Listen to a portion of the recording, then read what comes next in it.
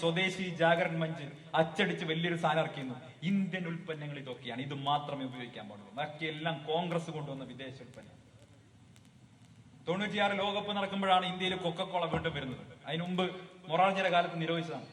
Coca Cola വീണ്ടും വന്നപ്പോ ഇന്ത്യയിലെ പണം മുഴുവൻ കൊക്കക്കോളയ്ക്ക് കൊണ്ടുപോകാനുള്ള ശ്രമമാണെന്നാ പറഞ്ഞത്. അറബിക്കഥ കൊക്കക്കോളങ്ങളെ പിടിച്ച് കടിച്ചോ എന്ന് ചോദിക്കേണ്ട അവസ്ഥയാണ്. അപ്പൊ മൾട്ടിനാഷണൽ കമ്പനികൾ ഇന്ത്യയിലേക്ക് ഇൻവെസ്റ്റ്മെന്റ് കൊണ്ടുവന്നു.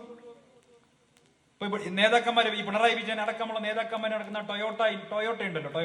എങ്ങനെയാ ടൊയോട്ട വന്നത്? ലീഡർ കെ കരുണാകരൻ ഇന്ത്യയുടെ വ്യവസായ മന്ത്രിയായ കാലമായിരുന്നു 95 മുതൽ 97 വരെ, 2 വർഷക്കാലം. അന്ന് അദ്ദേഹം ജപ്പാനിൽ പോയിട്ട് അദ്ദേഹം ടൊയോട്ട കമ്പനിയുമായി ചർച്ച നടത്തി. അങ്ങനെയാണ് ടൊയോട്ട ഇന്ത്യയിൽ ഇൻവെസ്റ്റ് ചെയ്യുന്നത്. നിങ്ങൾ മനസ്സിലാക്കണം, ടൊയോട്ട ഇൻവെസ്റ്റ്മെന്റ് ഇന്ത്യയിലേക്ക് ആദ്യമായിട്ട് വരുന്നത്. ഇന്നിപ്പോ ക്രിസ്റ്റേ പോകുമ്പോ നിങ്ങൾ ആലോചിക്കണം, കെ കരുണാകരൻ എന്ന ദീർഘദർശിയായിട്ടുള്ള ഒരു വ്യവസായ മന്ത്രി ഇന്ത്യയിൽ ഉണ്ടായിരുന്നു. ആ മന്ത്രി അദ്ദേഹം ജപ്പാനിൽ പോയി ചർച്ച നടത്തിയിട്ടാണ് ടൊയോട്ട ഇന്ത്യയിലെത്തിയത്. അതിനുമുമ്പ് ആകുള്ളത് ഒരു മാരുതി അംബാസഡറാണ്.